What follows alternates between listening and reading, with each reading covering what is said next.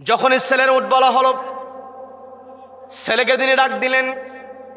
ডাক দিয়ে বলছেন, তোমার উট আমি দেখছি মাঠের মধ্যে, উটটাকে আমি মোটা তাজা দেখেছি, তুমি তো মনে হয় উটটার লালন পালন ভালোই করো, পরিচর্যা ভালো করো, অন্যান্য সকল উটের চাইতে তোমার উটটাকে মোটা তাজা দেখা গেছে, তুমি কেমন করে পরিচর্যা করো, কেমন করে লালন পালন করো, আমাকে একটু জানাও, তোমার কি কৌশল আছে? ছেলে জবাব দিয়ে বলছে, আমি তো তেমন কোনো কৌশল অবলম্বন করি না, আমি এক্সট্রা কোনো যত্ন নেই না অন্যান্য মানুষের মতো। আমি তো কি করি, সকালবেলা উটটাকে মাঠে ছেড়ে দেই, সন্ধ্যাবেলা আমি উটটা ঘরের মধ্যে উঠায় দেই, অতিরিক্ত কোনো পরিচর্যা আমি করি না। এই কথা যখন বলা হলো, হযরত ওমর ছেলের জবাবে সন্তুষ্ট হলেন না। আবার তিনি চিন্তা করলেন, আমার ছেলে তো আমার কাছে মিথ্যা কথা বলবে না। ছেলের জবাব নিয়ে তিনি কিছুই বললেন না। অধিকতর অ্যাক্টিভ যারা আছে, ডিটেকটিভ গোয়েন্দাকে ডাক দিয়ে বলছেন, তথ্য নিয়ে দেখো তো, আমার ছেলে বলেছে অতিরিক্ত খাতির যত্ন করে না, অতিরিক্ত কেয়ার করে না, অথচ উৎমোটা হয়েছে, এটা তো সহজে মেনে নেওয়া যায় না, খবর নিয়ে একটু আমাকে জানাও। যখন অধিকতর অভিজ্ঞ গোয়েন্দাকে দায়িত্ব দেওয়া হলো, তিনি তথ্য নিয়ে হাজির হয়ে বলছেন, আপনার ছেলে তথ্য শেয়ার করেছে, আসলে সে অতিরিক্ত কোনো কেয়ার করে না, যত্ন নেয় না। তাহলে মোটা তাজা হওয়ার কারণটা কি? বলে কারণ হলো, আপনার ছেলে যখন মাঠের মতো উটটা ছেড়ে দেয়, খলিফার পুত্রের উট হওয়ার কারণে রাখালেরা যেই জায়গাতে ভালো ঘাস আছে সেখান থেকে ঘাস খাওয়ার সুযোগ করে দেয়। বিশেষ করে যখন পানি পান করানো হয়, পানি পান করানোর সময় খলিফার পুত্রের উট হওয়ার কারণে খলিফার পুত্রের উটকে সবার আগে পানি পান করায় দেয়। এই যে ঘাস খাওয়ার ক্ষেত্রে, পানি পান করার ক্ষেত্রে এক্সট্রা সুবিধা দেওয়া হয়, যার কারণে উটটা মোটা তাজা হয়েছে। যখন খলিফাকে এই কথা জানানো হলো, সঙ্গে সঙ্গে তিনি ছেলেকে ডাক দিলেন। ডাক দিয়ে বলছে, দ্রুত তুমি তোমার উটটাকে বিক্রি করে দেবে। একটা বর্ণনায় পাওয়া যায় 3 দিন সময় বেঁধে দেওয়া হলো, 3 দিনের মধ্যে তুমি তোমার উটটাকে বিক্রি করবে। যখন তুমি তোমার উটটা বিক্রি করবে, উটটা বিক্রি করার সময় সবচেয়ে দুর্বল যে উট আছে সে উটের দামটাও জেনে নেবে। তোমার উট বিক্রি করে দুর্বল উটের দামটা জেনে আমার সামনে হাজির হবে। ছেলে উটটাকে বিক্রি করে দিয়েছেন, পিতার সামনে যখন হাজির হয়েছেন জিজ্ঞাসা করলেন, উট বিক্রি করেছে? বলে হ্যাঁ বিক্রি করেছে। কত? বলে এত মুদ্রা। আউযু বিল্লাহি মিনাশ শাইতানির রাজীম। বিসমিল্লাহির রাহমানির রাহিম।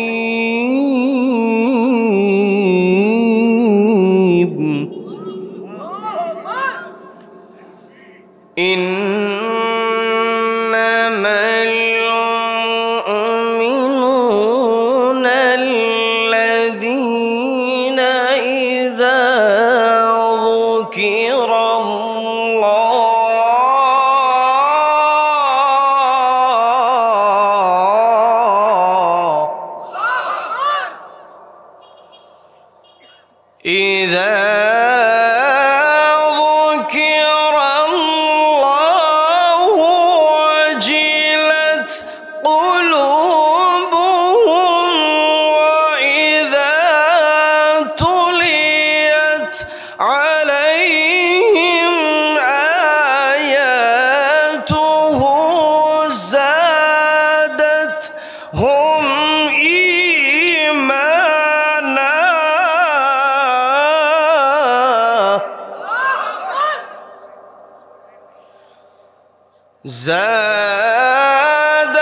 زادتهم إيمانا وعلى ربهم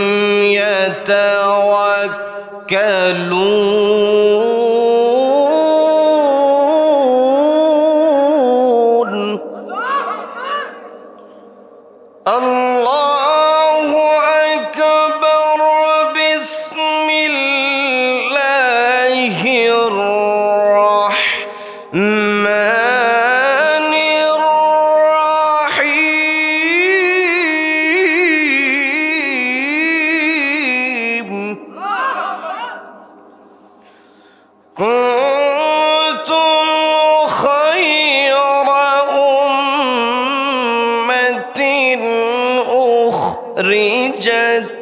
للناس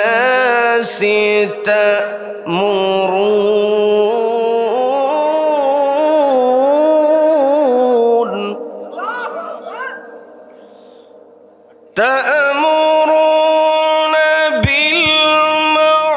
بالمعروف وتنهون عن المنكر وتؤمنون بالله.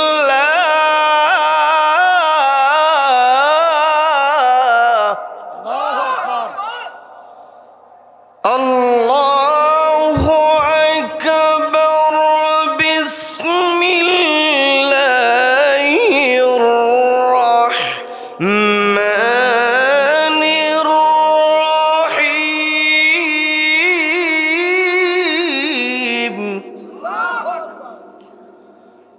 إن الله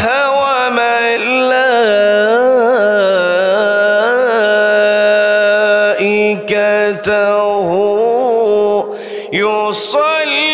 يصلون على النبي يا أيها الذين آمنوا صلوا عليه وسلموا تسليما. اللهم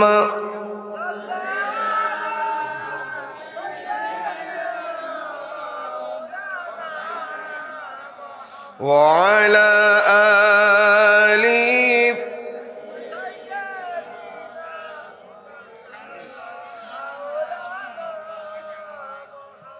যে ফুল যুগ যুগান্তরে খুশবু ছড়ায়, যে ফুল যুগ যুগান্তরে খুশবু ছড়ায়, এঁকেছি সে ফুল মোরা, এঁকেছি সে ফুল মোরা মনেরি কাবাই, যে ফুল যুগ যুগান্তরে খুশবু ছড়ায়। আল্লাহুম্মা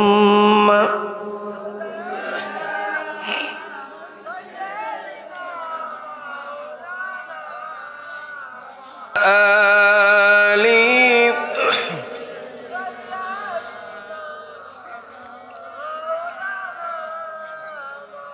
সবাই পড়ুন বালাগাল উলা বিকামালিহি কাশাফাত দুজা বিজামালিহি حسنت جميع خصاله صلوا.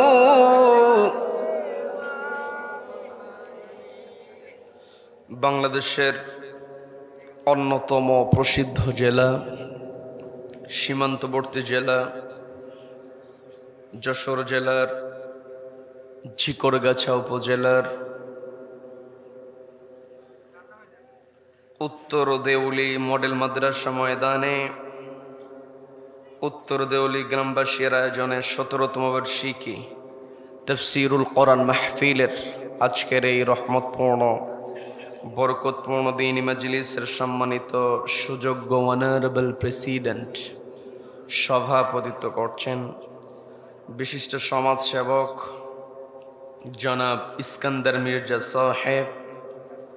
আমার পূর্বে গুরুত্বপূর্ণ আলোচনা রেখেছেন উদীয়মান তরুণ আলোচক, বিশিষ্ট ইসলামী চিন্তাবিদ, আলেমে দ্বীন, আমার অত্যন্ত কাছের, আমার অত্যন্ত ভালোবাসার হাফেজ মাওলানা মুহাম্মদ আবু বকর সিদ্দিকী ফিরোজি সাহেব। রব্বুল আলামিন তার কণ্ঠকে গোটা বিশ্বময় আমৃত্যু কবুল করে নিন, বলেন আমিন। কথা বলেছেন বিশিষ্ট ইসলামী চিন্তাবিদ, আলেমে দ্বীন, উত্তর দেউলি কেন্দ্রীয় জামে মসজিদের সম্মানিত সুযোগ্য খতিব, শ্রদ্ধাভাজন হযরত মাওলানা মশিউর রহমান যশোরী সাহেব, আপনাদের সামনে বিশেষ আকর্ষণ হয়ে যিনি কথা বলেছেন,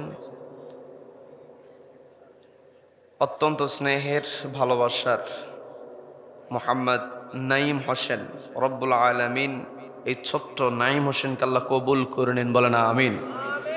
উপস্থিত রয়েছেন অত্র এলাকার গণ্যমান্য ব্যক্তিবর্গ, উপস্থিত রয়েছেন হযরত উলামায়ে কেরাম, তলাবায়ে ইলম, বিশেষ করে আমার সামনে বসে আছেন অত্র এলাকার পার্শ্ববর্তী এলাকা হতে আগত কোরআন প্রেমিক, নবী প্রেমিক, তাওহীদী জনতা। পর্দার অন্তরাল থেকে শুনছেন আমার অত্যন্ত শ্রদ্ধেয় মা এবং বোনেরা। আলোচনার সূচনায় আমি আপনাদেরকে অভিনন্দন জানাচ্ছি, মোবারকবাদ জ্ঞাপন করছি রব্বুল আলামিনের শেখানো ভাষায়। বলছি আসসালামু আলাইকুম ওয়া রাহমাতুল্লাহি ওয়া বারাকাতুহু। সম্মানিত দ্বীনী ভাইয়েরা, আলোচনায় প্রবেশের পূর্বে আমি জানতে চাচ্ছি আপনারা সকলে কেমন আছেন? রব্বুল আলামিন আমাকেও ভালো রেখেছেন, বলি আলহামদুলিল্লাহ। এই যে আমরা ভালো আছি, আমাদেরকে ভালো রাখার একমাত্র কেবলমাত্র কর্তৃত্ব কার হাতে? যে রব্বুল আলামিন আমাদেরকে ভালো রেখে সুস্থ রেখে সারাদিনের হাজারো কর্মব্যস্ততার পর ক্লান্ত শরীর নিয়ে যে সময়টাতে ঘরে থাকার কথা, ঠিক সেই সময়টাতে ঘরের আকর্ষণকে প্রত্যাখ্যান করে কোরআনের আকর্ষণে যে মহান মুনিব আমাদেরকে কোরআনের ময়দানে আসার, বসার এবং কোরআনুল কারীম থেকে কিছু কথা বলা এবং শোনার মতো তৌফিক দান করলেন, সেই মহান মুনিবের দরবারে শুকরিয়া আদায় করে আমরা সকলে এক জায়গায় বলে উঠছি আলহামদুলিল্লাহ। আবারও বলছি আলহামদুলিল্লাহ। আল্লাহু আকবার। লা ইলাহা ইল্লাল্লাহু আল্লাহু আকবার ওয়ালিল্লাহিল হামদ ওয়ালিল্লাহিল হামদ। আমরা কৃতজ্ঞতা আদায় করলাম কার? জীবনের প্রত্যেকটা ক্ষেত্রে একজনের প্রশংসা হবে, তিনি কে? আমাকে আপনাকে সৃষ্টি করেছেন কে? Allah is the creator of all creations. যত সৃষ্টি আছে সব সৃষ্টি আল্লাহ করেছেন, এতে কোনো সন্দেহ আছে নাকি?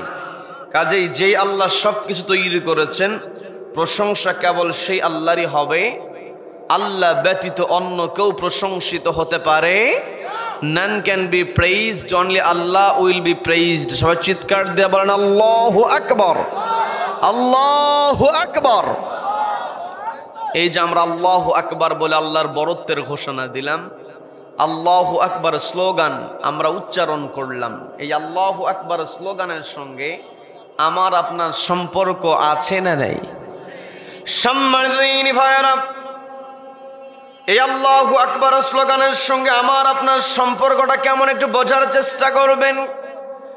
আপনাদেরই জানা কথা আমি একটু স্মরণ করিয়ে দেব, বিরক্ত হবেন নাকি? এই জায়গায় আমরা যে হাজির হয়েছি, এই পৃথিবীতে আল্লাহ রাব্বুল আলামিন আমাকে আপনাকে পাঠিয়েছেন। এই পৃথিবীতে আমি আপনি যেই দিন আগমন করেছি, এই পৃথিবীতে আসার পূর্বে আমরা ছিলাম মায়ের পেটে। পৃথিবীতে আসার পূর্বে ছিলাম মায়ের পেটে। মায়ের পেটে আসার পূর্বে ছিলাম আমরা রুহের জগতে। কি কথা বলেন? কি কথা বলেন? রুহের জগতে আল্লাহ রাব্বুল আলামিন আমাদের কাছ থেকে একটা ওয়াদা নিয়েছেন। আল্লাহ আমাদেরকে জিজ্ঞাসা করেছিলাম আলাস্তু বিরাব্বিকুম, আমরা উত্তর দিয়ে বলেছিলাম ক্বালু বালা, অবশ্যই আল্লাহ আমাদের প্রভু। কি কথা বলেন? কি কথা বলেন? আমি আপনি আল্লাহর কাছে ওয়াদা দিয়ে এসেছি, মায়ের পেটে আমি আপনি আসলাম। এই মায়ের পেট থেকে যেই দিন আমি আপনি ভূমিষ্ঠ হয়েছি, পৃথিবীতে আগমন করেছি, আমার আপনার আগমনে পরিবারের সবাই কিন্তু সেই দিন খুশি হয়েছিল। কি কথা বলেন? যখন কোনো পরিবারে সন্তান ভূমিষ্ঠ হয়ে যায়, সন্তানের আগমনে পরিবারে আনন্দের বন্যা আছে না নাই? পরিবারের সবাই আনন্দিত হয়। নতুন মেহমান পৃথিবীতে আগমন করে, শুধুমাত্র পরিবারে অতিথি হিসেবে আগমন করে না, গোটা দুনিয়াতে ওই ছোট্ট নবজাতককে মেহমান করে পাঠিয়ে দেন কে? সবাই একটু কষ্ট করে বলেন, পাঠিয়ে দেন কে? আল্লাহ যেই মেহমান পাঠালেন সেই মেহমানকে স্বাগত জানাতে হবে।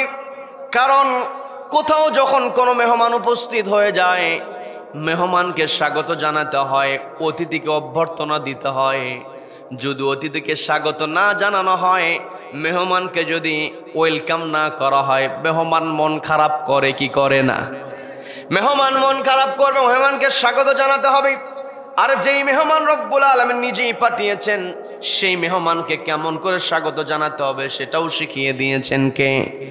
যখন কোনো নবজাতক ভূমিষ্ঠ হয়ে যায়, নতুন অতিথি হিসেবে পৃথিবীতে আসার সঙ্গে সঙ্গে তাকে স্বাগত জানাতে হয়। প্রথমেই তার ডান কানে আযান দিতে হয়, বাম কানে ইকামত দিতে হয়। কি কথা বলেন? কি কথা বলেন? এই যে আযান এবং ইকামতের বাক্যগুলো উচ্চারিত হয়, আযান এবং ইকামতের বাক্যে আল্লাহু আকবার স্লোগান আছে না নাই? এই যে আল্লাহু আকবার স্লোগান দিয়ে শিশুকে স্বাগত জানানো হলো, শিশু পৃথিবীতে যতদিন বেঁচে থাকবে, নির্ধারিত হায়াত আমার আপনার যেই দিন শেষ হয়ে যাবে, আমি আপনি পৃথিবীতে যতদিন বেঁচে আছি, আমার আপনার সম্মান মর্যাদা আছে, আমার আপনার মূল্য আছে। যেই দিন আমার আপনার দেহ থেকে প্রাণটা বের হয়ে যাবে, মালাকুল মাউতের নেতৃত্বে আমার আপনার দেহ থেকে যেই দিন প্রাণটা বের করে নেওয়া হবে, আমি আপনি যত বড় প্রভাবশালী মানুষ হই না কেন, আমি আপনি হতে পারি রাষ্ট্রপতি, আমি আপনি হতে পারি প্রধানমন্ত্রী, আমি আপনি হতে পারি দুনিয়ার ধনাঢ্য ব্যক্তি, সবচাইতে প্রভাবশালী ব্যক্তি, কিন্তু আমার আপনার দেহে যতক্ষণ পর্যন্ত আছে, আমার আপনার দেহে যতক্ষণ পর্যন্ত রুহুটা আছে, প্রাণটা আছে, ততক্ষণ আমার আপনার মূল্য আছে। যখনই আমার আপনার দেহ থেকে প্রাণ পাখিটা বের হয়ে যাবে, আমার আপনার ওই সমস্ত পরিচয় কোনো কাজে আসবে না।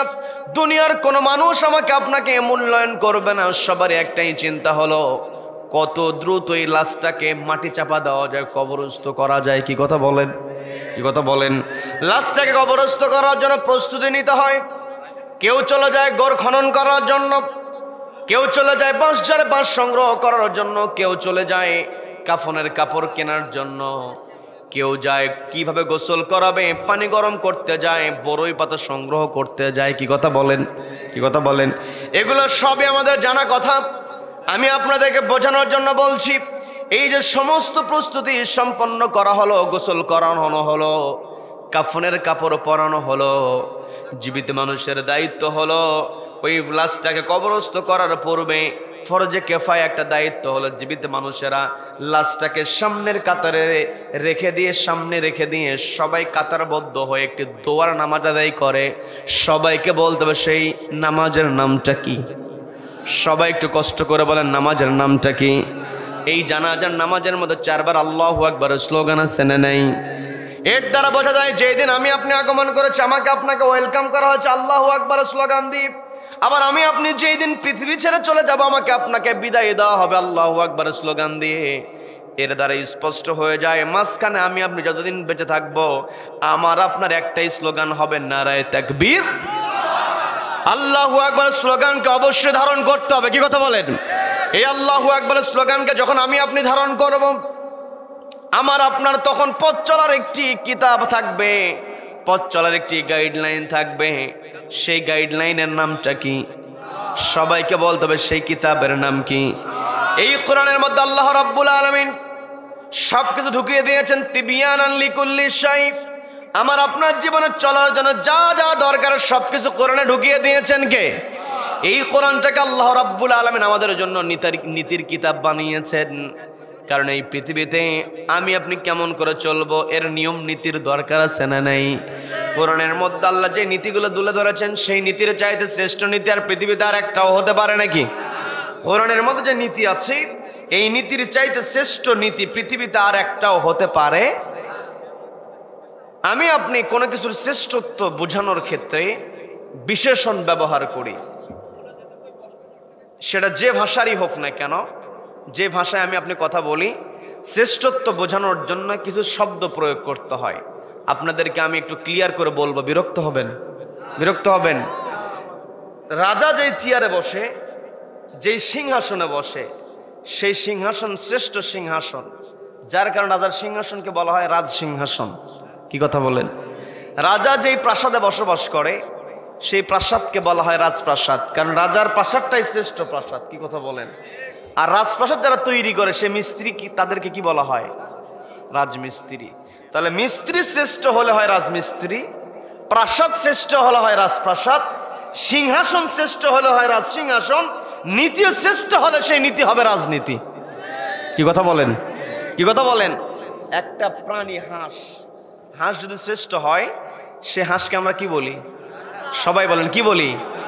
হাঁস শ্রেষ্ঠ হলে আমি আপনি রাজহাঁস বলি, নীতি শ্রেষ্ঠ হলে আমাকে আপনাকে বলতে হবে রাজনীতি। কি কথা বলেন? তার মানে কোরআনের মধ্যে যে নীতি আছে সেটাই রাজনীতি। কি কথা বলেন? অনেকে আছে আবার কোরআনের মধ্যে নীতি খুঁজে পায় না। কি কথা বলেন? কি কথা বলেন? কোরআনের নীতি ছাড়া যত নীতি দিয়ে আমি আপনি পৃথিবীতে শান্তি আনার চেষ্টা করি না কেন, কোরআন ছাড়া এই পৃথিবীতে কেউ শান্তি আনতে পারবে? আমার দেশে দুর্নীতি আছে না নাই? কম না বেশি? দিন দিন বাড়ছে না কমছে? দুর্নীতি দমন করার জন্য আলাদা একটা বিভাগই আছে, দুদক, দুর্নীতি দমন কমিশন। দুদক আছে, নীতিও আছে, কিন্তু মানব রচিত নীতি দিয়ে কখনো দুর্নীতি করা বন্ধ করা সম্ভব হবে না, কন্ট্রোল করা সম্ভব হবে না। আমি আপনি যদি আমার আপনার দেশ থেকে দুর্নীতি দূর করতে চাই, আমাকে আপনাকে কোরআনকে সামনে রেখে কোরআনের নীতি দিয়েই রাজনীতি করতে হবে, কোরআনের নীতি বাস্তবায়ন করতে হবে। কোরআনের নীতি বাস্তবায়িত হলে কারো পক্ষে দুর্নীতি করা সম্ভব হবে। আমার দেশে কলমের খোসা দিয়া লক্ষ লক্ষ কোটি কোটি টাকা আত্মসাৎ করে এমন চোর আছে না নেই? আমার দেশে চোর বেশি না মানুষ বেশি? বলো কি, চোর বেশি না মানুষ বেশি? মানুষ বেশি। আজ চাচাও বলছে চোর বেশি। আসলে চোর বেশি না হলেও মানুষ বেশি, কিন্তু এই মানুষেরা চোরের প্রতিবাদ করে না। কি কথা বলেন?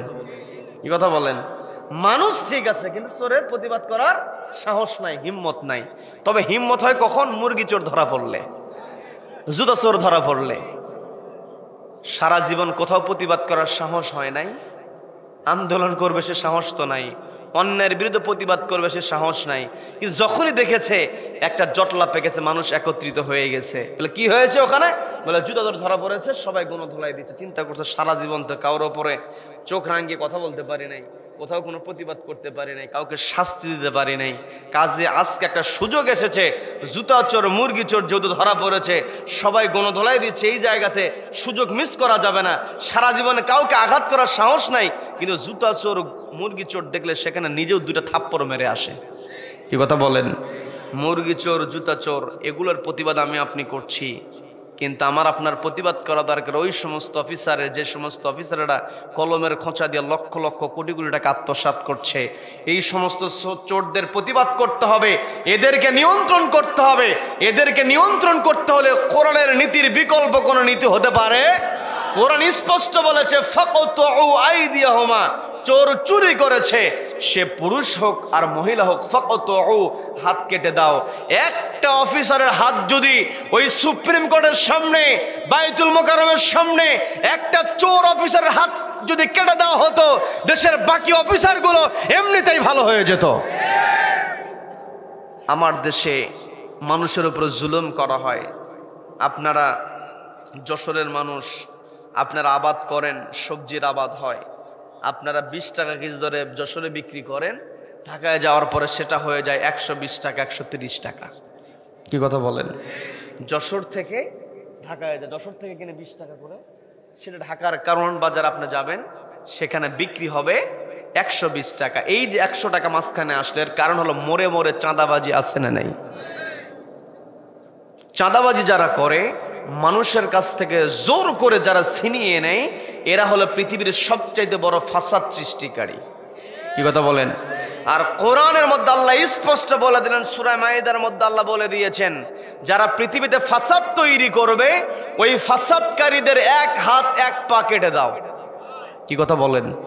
ডাকাতি যারা করবে, সন্ত্রাসী যারা করবে, সন্ত্রাসীর এক হাত এক পা, বিপরীত ভাবে ডান হাত কেটে দিলে বাম পা, ডান পা কেটে দিলে বাম হাত। একটা চাঁদাবাজের হাত পা যদি বাইতুল মোকাররমের সামনে অথবা সুপ্রিম কোর্টের সামনে কেটে দেওয়া হতো, দেশের বাকি চাঁদাবাজগুলো ওই দিনেই আল্লাহওয়ালা হয়ে যেত। কি কথা বলেন? এই সমস্ত কথা বললেই হুজুরেরা খারাপ। কি কথা বলেন? হুজুরদের ব্যাপারে বলে যে হুজুরেরা কোরআন তেলাওয়াত করবে, নামাজ পড়াবে, হুজুরেরা কেন রাষ্ট্র পরিচালনার কথা বলে? এমন কথা বলার লোক আছে না নাই? অথচ নিজেকে নবীজির উম্মত দাবি করে, নবীজির উম্মত দাবি করে, অথচ নবীজি রাষ্ট্র পরিচালক ছিলেন, নবীজি রাষ্ট্র পরিচালনা করেছেন। নবীজির এই আদর্শ আমাদের ভিতরে থাকার দরকার আছে না নাই? নবীজি একাকী ইবাদত করার জন্য আসেন নাই, নবীজি একাকী আল্লাহর হুকুম পালন করার জন্য আসেন নাই। নবীজি এসেছেন ব্যক্তিগত জীবনে, পারিবারিক জীবনে, সামাজিক জীবনে, রাষ্ট্রীয় জীবনে, আন্তর্জাতিক অঙ্গনে, প্রত্যেকটা ক্ষেত্রে একজনের বিধান বাস্তবায়ন করতে হবে। তিনি কে?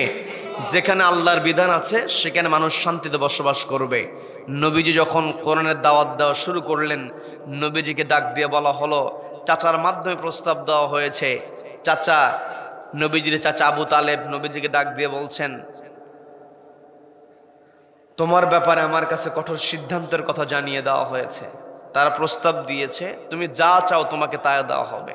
তুমি যদি চেয়ার চাও তোমাকে চেয়ার দেওয়া হবে, তুমি যদি সম্পদ চাও তোমাকে সম্পদ দেওয়া হবে, তুমি যদি নারী চাও তোমাকে নারী দেওয়া হবে। তবে শর্ত হলো তুমি একাকী ইবাদত করবে, এই ইবাদতের কথা তুমি প্রচার করবে না, এই মক্কার লোকদের তুমি বিরোধিতা করবে না। নবীজি বলেছিলেন, আমার এক হাতে চন্দ্র আর এক হাতে সূর্যও দেওয়া হলে আমি জমিনে প্রচার করব লা ইলাহা ইল্লাল্লাহ, আল্লাহর বিধান ছাড়া অন্য কোনো বিধান চলতে পারে। এই প্রচার করার কারণে নবীজিকে বন্দী অবস্থায় রেখে দেওয়া হয়েছে, হত্যার পরিকল্পনা করা হয়েছে। সর্বশেষ নবীজিকে ঘর বাড়ি ছাড়া করে মক্কা থেকে মদিনায় হিজরত করতে হয়েছে। তবুও নবীজি অন্যায়ের সামনে মাথা নত করেন নাই, বাতিলের বিরুদ্ধে নবীজি প্রতিবাদ করেছেন। কি কথা বলেন? সমাজে যখন অন্যায় সংগঠিত হবে সেই অন্যায়ের প্রতিবাদ করা এটা আমার আপনার দায়িত্ব। কি কথা বলেন? কি কথা বলেন? এতে যত বাধা বিপত্তি আসুক না কেন, নবীজির সাহাবীদেরকে যখন ফাঁসির মঞ্চের দিকে নিয়ে যাওয়া হয়েছে, খুবাইব রাদিয়াল্লাহু তাআলার ঘটনা আপনারা শুনেছেন। খুবাইব রাদিয়াল্লাহু তাআলাকে যখন ফাঁসির মঞ্চের দিকে নিয়ে যাওয়া হচ্ছে, সাঈদ ইবনে আমির আল জুমাহি রাদিয়াল্লাহু তাআলা আনহু তিনি বর্ণনা করছেন, একজন মানুষকে কিছুক্ষণ পর মেরে ফেলা হবে, হত্যা করা হবে। আমি লোকটার চেহারার দিকে তাকিয়ে অবাক হয়েছি, একটা মানুষকে কিছুক্ষণ পর হত্যা করে ফেলা হবে, অথচ সেই মানুষটার চেহারার মধ্যে বিন্দু পরিমাণ টেনশনের ছাপ নাই, বরং চেহারার মধ্যে হাসির ঝিলিক। বলেন আল্লাহু আকবার।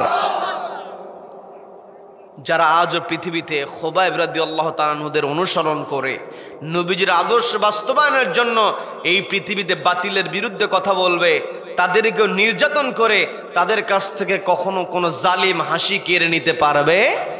আমার পূর্বে আমার স্নেহের হাফেজ মাওলানা আবু বকর সিদ্দিকী আপনাদের সামনে আলোচনা করেছেন, বিস্তর আলোচনা করেছেন। তিনি আপনাদেরকে বোঝানোর চেষ্টা করেছেন আমাদের ভরসা করতে হবে কার ওপরে? কার ওপরে? একেবারে শেষ পর্যায়ে তিনি একটা ইসলামের সঙ্গীত গাইয়েছেন আমাদের কোরআনের পাখির ব্যাপারে। আমাদের কোরআনের পাখির কোনো দোষ ছিল না। কোরআনের পাখি শুধু একটাই কথা বলেছেন, আল্লাহর জমিনে বাস্তবায়ন করতে হবে একটি কিতাব। সেই কিতাবের নাম কি? সবাইকে বলতে হবে কিতাবের নাম কি? এই কিতাবের প্রচার করানোর কারণে আমাদের কোরআনের পাখিকে 13টা বছর বন্দী অবস্থায় রেখে দেওয়া হয়েছে, কিন্তু একটা বারের জন্য তারা আমাদের কোরআনের পাখির মুখ থেকে হাসি কেড়ে নিতে পারে নাই। 13টা বছর তিনি বন্দী অবস্থায় ছিলেন। আদালত প্রাঙ্গণে যখন তাকে হাজির করা হতো, তিনি আদালত ওঠার সময় বুকের মধ্যে একটা কোরআন জড়িয়ে ধরতেন। তার দিকে যখন ক্যামেরা ধরা হতো, তিনি যখন বুঝতে পারতেন ওই ক্যামেরার দিকে তাকিয়ে চেহারার মধ্যে তিনি হাসির ঝিলিক দিয়েছেন। এমনকি সর্বশেষ তাকে হত্যার পরিকল্পনার অংশ হিসাবে যখন জেলখানা থেকে তাকে বের করে অ্যাম্বুলেন্সে উঠায়া হসপিটালে আনা হলো, আমাদের কোরআনের পাখি অ্যাম্বুলেন্স থেকে নামলেন। 83 বছর বয়সী মানুষ এমনিতেই দুর্বল হয়ে যায়। কি কথা বলেন? এই জায়গাতে আমরা এত মানুষ খোঁজ নিয়ে দেখা যাবে 83 বছর মানুষ নাই বললেই চলে, থাকলেও সর্বোচ্চ 2, 4, 5 জন, তার বেশি একজন হবে।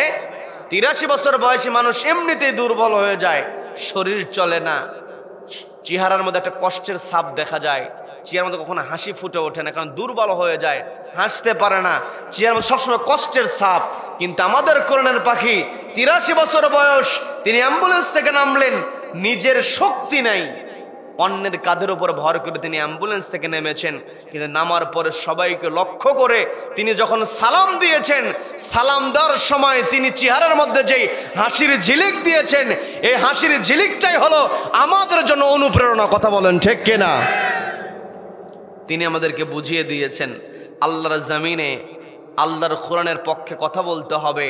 আল্লাহর কোরআনের পক্ষে কথা বলতে গিয়ে যদি বিপদের সম্মুখীন হতে হয়, বিপদের সম্মুখীন হতে প্রস্তুত, তবু ওদের সামনে হতাশা মেনে নিতে আমরা প্রস্তুত নয়। কথা বলেন ঠিক কিনা? কারা কারা মতের পক্ষে দুহাত উঁচু করে আল্লাহ দেখার।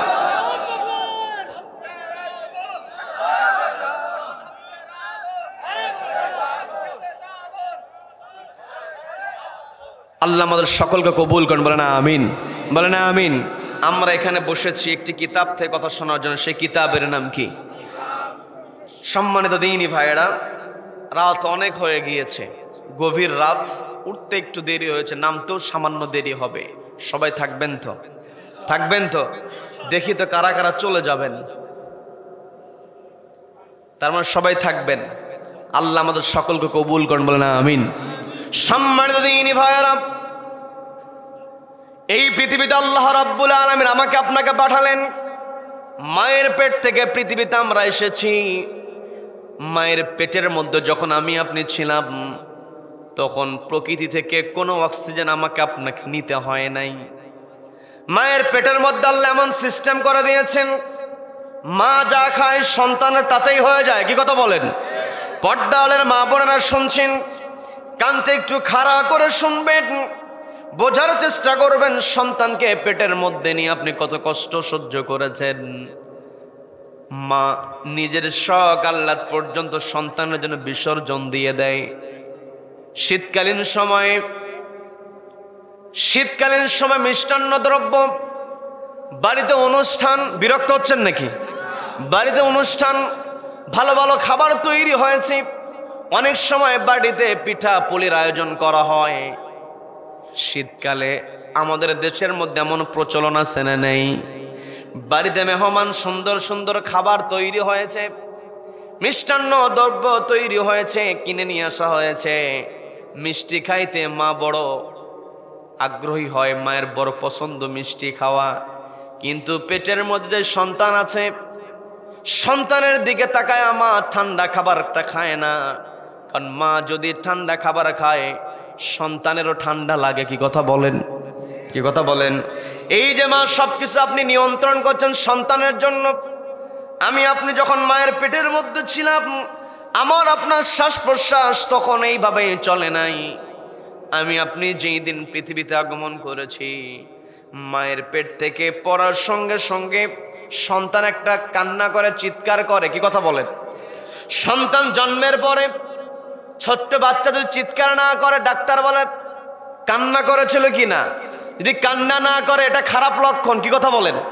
কান্না না করলে জোর করে কান্না করাতে হয়, সেটা বিজ্ঞান ভিত্তিক অনেক বড় কথা, সেই দিকে আমি আপনি যাব না।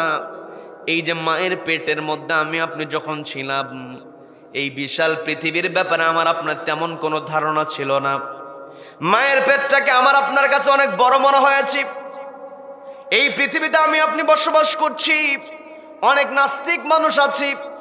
আমি আপনি মারা যাওয়ার পরে আমার আপনার যে পরকালীন জীবন শুরু হবে, এটা বিশ্বাস করতে চায় না এমন লোক আছে না নাই? আছে না নাই? মায়ের পেটের মধ্যে আমি আপনি যখন ছিলাম, আপনার আমার কাছে যেমন অজানা ছিল পরকালীন জীবনে কি কি ঘটবে আমি আপনি জানি। চোখের সামনে এখন আসার কোনো সুযোগ আছে নাকি? নাই। কিন্তু পরকালীন জীবনে যা যা হবে সবকিছু আমাদেরকে জানিয়ে দিয়েছেন কে? সবাইকে বলতে হবে জানিয়ে দিয়েছেন কে? এই যে মায়ের পেট থেকে আমি আপনি পৃথিবীতে আসলাম, পৃথিবীতে আসার সঙ্গে সঙ্গে বিশাল পৃথিবী দেখে আমি আপনি অবাক হয়েছি, ভয় পেয়েছি, কান্না করে দিয়েছি। আমার আপনার শ্বাস প্রশ্বাস শুরু হয়ে গিয়েছে। সরাসরি নাকের মধ্যে তো অক্সিজেন গ্রহণ হয় নাই। আমি আপনি যখন দুনিয়াতে আসলাম, পরিবেশ থেকে আমার আপনার নাকের ভিতরে দিয়ে যখন অক্সিজেন ঢোকা শুরু হয়েছে, আমি আপনি তো অবাক হয়েছি। এই যে আমি আপনি পৃথিবীতে বেঁচে আছি, আমার আপনার শ্বাস প্রশ্বাস চলছে, এই শ্বাস প্রশ্বাস চলার জন্য অক্সিজেন দরকার। এই অক্সিজেনের সরবরাহ যদি বন্ধ হয়ে যায়, আমি আপনি বাঁচতে পারবো নাকি? বাঁচতে পারবো নাকি?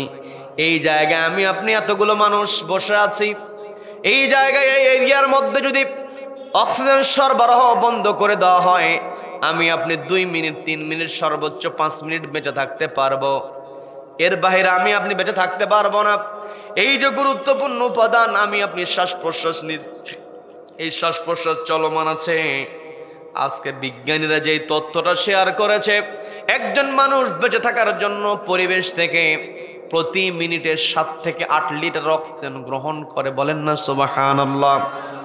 সম্মানিত আমার যশোরের ভাইয়েরা, পর্দালের মা বোনেরা, আপনারা শুনছেন, বোঝার চেষ্টা করেন। একজন মানুষ যদি প্রতি মিনিটে 7 থেকে 8 লিটার অক্সিজেন গ্রহণ করে, তাহলে সেই মানুষটাকে 24 ঘন্টায় 10,000 থেকে 11,500 লিটার অক্সিজেন গ্রহণ করতে হয়। এর কোনো বিল কি আমাদের দিতে হয় নাকি?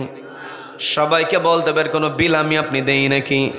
এই যে আল্লাহ রাব্বুল আলামিন আমাকে আপনাকে এত অক্সিজেন যোগান দিচ্ছেন, আবার এই 10,000 থেকে 11,500 লিটার অক্সিজেন পুরোটাই যদি আমার আপনার দেহের মধ্যে ঢুকে যায়, আমি আপনি আবার অসুস্থ হয়ে যাব। আবার পরিবেশের সব বাতাস তো, সব অক্সিজেন তো বিশুদ্ধ অক্সিজেন নয়। আমার আপনার দেহের মধ্যে প্রবেশ করতে হবে বিশুদ্ধ অক্সিজেন। এই যে 10,000 থেকে 11,500 লিটার অক্সিজেন থেকে মাত্র 500 লিটার অক্সিজেন সাকন প্রণালীর মাধ্যমে সাকনকৃত হয়ে যায়। এই সাকন প্রণালীর জন্য মেকানিজম রেসপিরেটরি সিস্টেমের মধ্যে ঢুকিয়ে দিয়েছেন কে? সবাইকে বলতে হবে, কে ঢুকিয়ে দিয়েছেন? এই যে আল্লাহ রাব্বুল আলামিন আমাকে আপনাকে এত কিছু দিলেন, এই পৃথিবীতে আমি আপনি এসেছি, আমার আপনার অবশ্যই দায়িত্ব আছে না নাই? সবাইকে বলতে হবে, দায়িত্ব আছে না নাই? এই দায়িত্ব আমি আপনি কম বেশি সবাই জানি। খুবই পরিচিত আয়াত, রব্বুল আলামিন সুন্দর করে জানিয়ে দিচ্ছেন, ওয়ামা খালাকাতুল জিন্না ওয়াল ইনসা ইল্লা লিয়াবুদুন।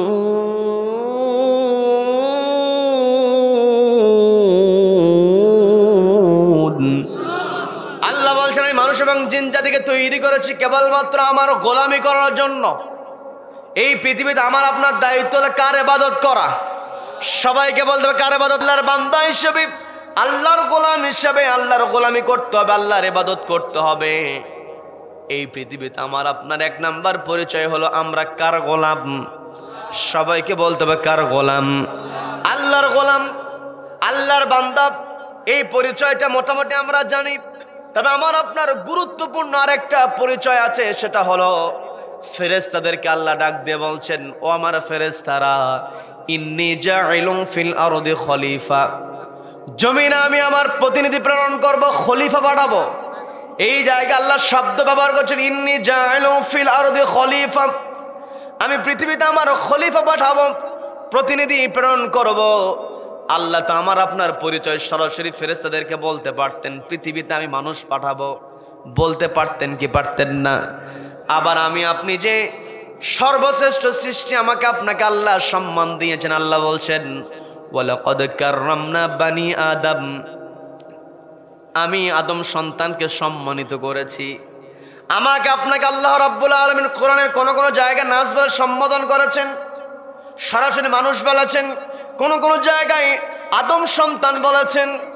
কিন্তু ফেরেশতাদেরকে যখন আমাদের ব্যাপারে আল্লাহ পরিচয় করিয়ে দিচ্ছিলেন, আমাকে আপনাকে আল্লাহ পরিচয় করিয়ে দিয়েছেন খলিফা বলে। সবাইকে বলতে হবে, কি বলে? সবাই বলেন, কি বলে? এই যে আমি আপনি আল্লাহর খলিফা, খলিফা হিসেবে দায়িত্ব পালন করার দরকার আছে না নাই?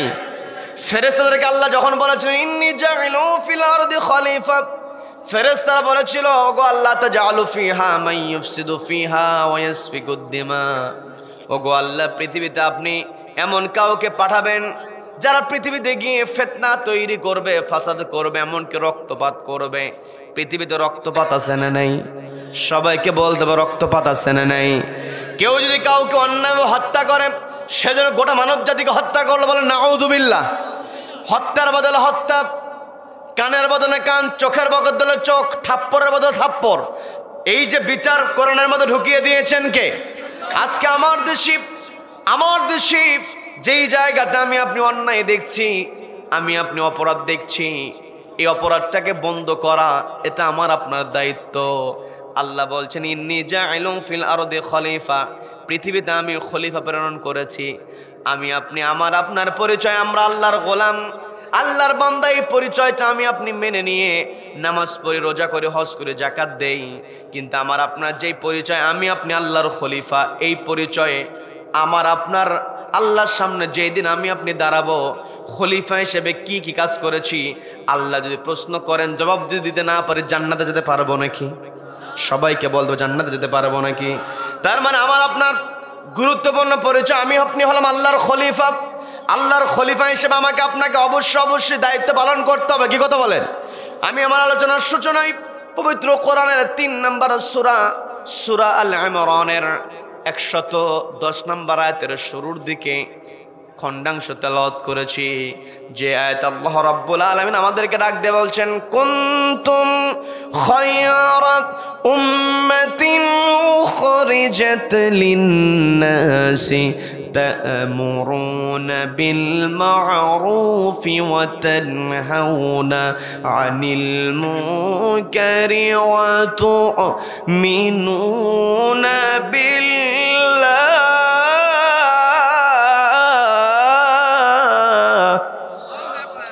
আল্লাহ বলছেন কুনতুম খায়রা উম্মাহ, তোমরা উত্তম জাতি, উখরিজাত লিন-নাস, তোমাদেরকে বের করা হয়েছে মানুষের জন্য। তার মানে আমি আপনি যদি আল্লাহর কাছে উত্তম হতে চাই, আমাকে আপনাকে মানুষের জন্য কাজ করতে হবে। শুধু একাকী বেঁচে থাকবো, একাকী নিজেকে জাহান্নামের আগুন থেকে দূরে সরিয়ে রাখবো, এটার জন্য আল্লাহ আমাকে আপনাকে পাঠান নাই। আল্লাহ বলছেন ইন্নী জাইলুম ফিল আরদি খলিফা, পৃথিবীতে আমি আমার প্রতিনিধি পাঠাবো, আমার ফেরেশতারা তো তখন এই কথাও বলেছিলেন, ওগো আল্লাহ, ওয়া নাহনু নুসাব্বিহু বিহামদিকা ওয়া নুকদ্দিসু লাক, আমরাই তো আপনার কৃতজ্ঞতা আদায় করি, আমরাই তো আপনার ইবাদত করি। এই কথার দ্বারা পরোক্ষভাবে মানুষকে পৃথিবীতে পাঠানো হোক এর বিপক্ষে ফেরেশতারা কথা বলেছিলেন। কিন্তু আল্লাহ বললেন, আমার ফেরেশতারা, ইন্নী আ'লামু মা লা তা'লামুন, আমি যা জানি তোমরা তা জানো না। এই যে পৃথিবী তৈরি করা হয়েছে, যদি মানুষকে তৈরি করা না হতো, পৃথিবী সৃষ্টির পূর্ণতা কখনো হতো না। বলেন আল্লাহু আকবার। পৃথিবী সৃষ্টির পূর্ণতা পেয়েছে মানুষকে সৃষ্টির দ্বারা। কি কথা বলেন? আমি বানিয়ে বলছি না, পবিত্র কোরআনের 2 নম্বর সূরা বাকারার 29 নম্বর আয়াত আল্লাহ সুন্দর করে বলছেন, হুয়াল্লাযী খালাকালাকুম মা ফিল আরদি জামিআ, হুয়াল্লাযী, তিনি হলেন সেই মহান সত্তা, খালাকালাকুম, যিনি তৈরি করেছেন তোমাদের জন্য, মা ফিল আরদ, জমিনে যা আছে, জামিআ, তার সবকিছু। এই পৃথিবীতে আল্লাহ যা কিছু তৈরি করেছেন সবকিছু আমাদের জন্য। এই সবকিছু আমাদের জন্য তৈরি করা হয়েছে একমাত্র আল্লাহর গোলামি করা এবং আল্লাহর খলিফা হিসাবে আল্লাহর জমিন, আল্লাহর বিধান কায়েমের জন্য। কথা বলেন ঠিক কিনা? আল্লাহ বলেন, আমার বান্দারা, উখরিজাত লিন-নাস, তোমাদেরকে বের করা হয়েছে মানুষের জন্য, মানুষের জন্য তোমাদেরকে বের করা হয়েছে। মানুষের জন্য তোমরা যখন কাজ করবে, সেই কাজের 1 নম্বর কর্মসূচি তোমাদের হবে তা'মুরুনা বিল মা'রুফ, তোমরা সৎ কাজের আদেশ দেবে। সৎ কাজের আদেশ দেওয়ার জন্য আমাকে আপনাকে অর্ডার দিয়েছেন কে? আল্লাহ বলেন তা'মুরুনা বিল মা'রুফ, আমার বান্দারা তোমরা সৎ কাজের আদেশ দাও। আল্লাহ এই জায়গায় আমাকে আপনাকে সরাসরি বলেছেন তোমরা সৎ কাজের আদেশ দাও। আবার পবিত্র কোরআনের 16 নম্বর সূরা নাহলের 90 নম্বর আয়াত আল্লাহ বলছেন, ইন্নাল্লাহা ইয়া'মুরু বিল আদলি ওয়াল ইহসান ওয়া ইতা'i যিল কুরবা।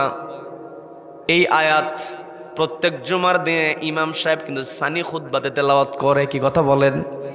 ইমাম সাহেব বলে, ইন্নাল্লাহা ইয়া'মুরু বিল আদলি ওয়াল ইহসান ওয়া ইতা'i যিল কুরবা, ওয়ায়ানহা আনিল ফাহশাই ওয়াল মুনকারি ওয়াল বাগি ইয়াইদুকুম লাআল্লাকুম তাযাক্কারুন। এই আয়াতের তেলাওয়াত আছে না নাই? ইমাম সাহেবের এই আয়াতটা শেষ করতে হয় না, সানি খুতবাতে ইমাম সাহেব যখন বলে ইন্নাল্লাহা ইয়া'মুরু বিল আদলি ওয়াল ইহসান, এই পর্যন্ত যেতে না যেতেই মুসল্লিরা বুঝতে পারে এখন আর বসে থাকার সুযোগ নাই, দাঁড়াতে হবে, প্রস্তুতি নিয়ে নেয়। কি কথা বলেন? কি কথা বলেন? শুনতে শুনতে আমাদের প্রায় মুখস্থ হয়ে গিয়েছে, মুখস্থ না হলেও ঠোঁটস্থ হয়েছে, এটা অবশ্যই ভালো দিক। কি কথা বলেন? এই আয়াতের সঙ্গে আমি আপনি পরিচিতি হয়েছি, পরিচিত আমি আপনি হয়েছি, তবে শুধুমাত্র ঠোঁটস্থ করলেই হবে না। এই আয়াতটা শুধুমাত্র তেলাওয়াত শুনলেই হবে না, তেলাওয়াত করলেই হবে না। আল্লাহ বলছেন তা'মুরুনা বিল মা'রুফ, তোমরা সৎ কাজের আদেশ দাও। আর আমি আল্লাহ নিজেই বলছি ইন্নাল্লাহা ইয়া'মুরু বিল আদল, আমি আল্লাহ তোমাদেরকে এক নম্বরে যে অর্ডার দিলাম বিল আদল, আদালত তোমরা কায়েম করো, ন্যায় বিচার প্রতিষ্ঠা করো। কি কথা বলেন? কি কথা বলেন? আমি আপনি যদি সমাজে ন্যায় বিচার প্রতিষ্ঠা করতে পারি, তা'মুরুনা বিল মা'রুফ, সৎ কাজের আদেশ দাও, আমার আপনার জন্য সহজ হবে। কি কথা বলেন? আমার আপনার এক নম্বর দায়িত্ব, আমি আপনি নিজে ভালো কাজ করব, ওই ভালো কাজের অর্ডার দিব।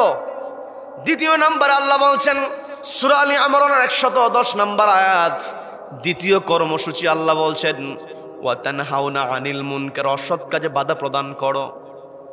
এই জায়গাতে তো আমাদের আপত্তি, অসৎ কাজে বাধা প্রদান করতে গেলে বিপদ আছে না নাই? বিপদ আছে না নাই? এই বিপদকে বিপদ মনে করা যাবে না, আল্লাহর উপর ভরসা করতে হবে। আল্লাহ রাব্বুল আলামিন বলেন এক নম্বর কর্মসূচি হলো তোমরা সৎ কাজের আদেশ দেবে। দ্বিতীয় নম্বর কর্মসূচি হলো তোমরা তানহাউনা আনিল মুনকার, অসৎ কাজে বাধা প্রদান করবে। তৃতীয় নম্বর আল্লাহ বলেন তুমিনুনা বিল্লাহি, ঈমান আনতে হবে কার উপরে? সবাইকে বলতে হবে ঈমান আনতে হবে কার উপরে? আল্লাহর প্রতি ঈমান আমাদের আছে না নাই? সবাইকে বলতে হবে আছে না নাই? আল্লাহর প্রতি ঈমান আপনার কতটুকু আছে? শুধু মুখে বললেই হবে না, আমার আপনার চাল চলনে, আমার আপনার কর্মসূচির মধ্যে ঈমানদার বান্দার বৈশিষ্ট্য যেগুলো থাকা দরকার, আমার আপনার কর্মসূচি, আমার আপনার চাল চলনে ঈমানদার বান্দার বৈশিষ্ট্য যদি না পাওয়া যায়, শুধুমাত্র মুখে বললাম আল্লাহকে বিশ্বাস করি, শুধু মুখে বললে হবে না, আমার আপনার মুমিন বান্দার বৈশিষ্ট্য অর্জন করতে হবে। কথা বলেন ঠিক কিনা? আমি আমার আলোচনার সূচনায় পবিত্র কোরআনের 8 নম্বর সূরা আনফালের 2 নম্বর আয়াতে কারিমা তেলাওয়াত করেছি, যে আয়াতের মধ্যে আল্লাহ ঈমানদার বান্দার 3টা বৈশিষ্ট্য তুলে ধরেছেন। সবাইকে বলতে হবে কয়টা বৈশিষ্ট্য? সবাই একটু কষ্ট করে বলেন কয়টা বৈশিষ্ট্য? আল্লাহ বলছেন ইন্নামাল মুমিনুন, তারাই হলো মুমিন আল্লাযীনা ইযা যুকিরাল্লাহ, যাদের সামনে আল্লাহর নাম উচ্চারিত হয় ওয়াজিলাত কুলুবুহুম, অন্তরটা কেঁপে ওঠে কার ভয়ে? তার মানে মুমিন বান্দা একমাত্র ভয় করবে আল্লাহকে। কি কথা বলেন? মুমিন বান্দা একমাত্র আল্লাহকে ভয় করবে। দ্বিতীয় নম্বর বৈশিষ্ট্য ওয়া ইযা তুলিয়াত আলাইহিম আয়াতুহু যাদাতুহুম ঈমানা, ঈমানদার বান্দার দ্বিতীয় নম্বর বৈশিষ্ট্য হলো ঈমানদার বান্দা কোরআন তেলাওয়াতের দ্বারা, কোরআন তেলাওয়াত শুনলেই ঈমানদার বান্দার ঈমান বৃদ্ধি পেয়ে যায়। বলেন না সুবহানাল্লাহ? এর দ্বারা বোঝা যায় বেশি বেশি কোরআন তেলাওয়াত করতে হবে। কি কথা বলেন? পর্দালেন মা আপনারা শুনছেন মা, আপনার পরিবারটাকে এমন করে সাজাতে হবে পরিবারে যেন বেশি বেশি করে কোরআন তেলাওয়াত করা হয়। কি কথা বলেন? যেই পরিবারে কোরআন তেলাওয়াত আছে ওই পরিবারের সন্তান দেশের যেখানেই বসবে সেখানেই সে তাওয়াক্কুল করবে, ভরসা করবে কার উপরে? সবাইকে বলতে হবে কার উপরে? ভয় করবে কাকে? আমার দেশের যে অফিসার অফিসে চেয়ারে বসেছে তার অন্তরে যদি আল্লাহর ভয় থাকে, ঘুষ খাওয়ার যতই সুযোগ আসুক না কেন সে কখনো ঘুষ নেবে না। কথা বলেন? কি কথা বলেন? আজকে আমার দেশে পরিবারের বাপ মা, বিশেষ করে মায়েরা সন্তানকে প্রতিষ্ঠিত করার জন্য কত পরিকল্পনা হাতে নিয়ে নেয়। সবার একটাই চিন্তা থাকে আমার সন্তানকে বড় করতে হবে, সন্তান যেন বড় চেয়ারে বসতে পারে।